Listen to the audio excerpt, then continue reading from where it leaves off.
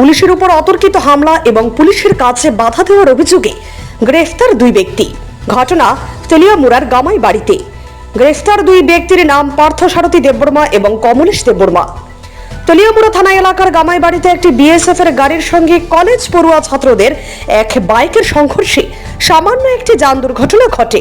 উভয় পক্ষ মিলিত হয়ে এই ঘটনার মীমাংসাও করে নেয়। যান দুর্ঘটনার খবর পেয়ে ঘটনাস্থলে পৌঁছায় তেলিয়ামুড়া থানার পুলিশ।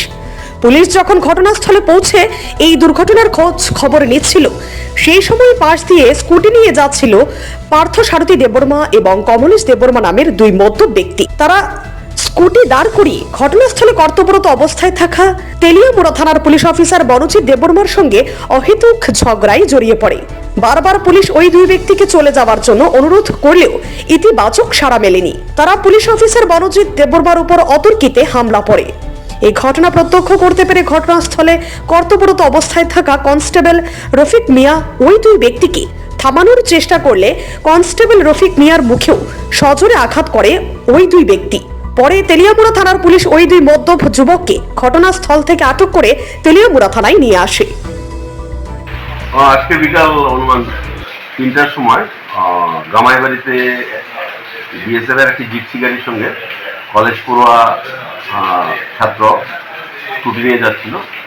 এর মধ্যে ছোট একটি মাইনর একটি অ্যাক্সিডেন্ট হয়। তো যথারীতি আমাদের থানা থেকে এসআই মনোজিৎ দেববর্মা ছুটে যায় ব্যাপারটা দেখার জন্য।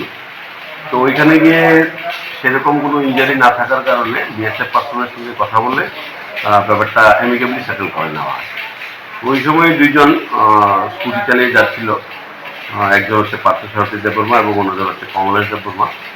তো তারা আমাদের যে পুলিশ অফিসার ছিলেন এসআই মনোজিৎ দেববর্মা, ওনাকে দেখে স্কুটি দাঁড় করিয়ে ওনার সঙ্গে অহেতুক ঝগড়ায় জড়িয়ে পড়ি। তো মনোজিৎ দেববর্মা প্রথমে ওনাদেরকে বলেছিল যে ভাই তোমরা এখান থেকে চলে যাও, কিন্তু তারপরেও তারা সেখান থেকে যায়নি, বরং তারা আন্ডার ইনফ্লুয়েন্স অফ লিকার তারা স্কুটি চালিয়ে যাচ্ছিল। পরবর্তী সময় আমাদের যে অন ডিউটি অফিসার ছিলেন এসআই মনোজিৎ দেববর্মার উপর তারা অতর্কিত হামলা করে। তো পরবর্তী সময় আমাদের স্টাফ ওনাদেরকে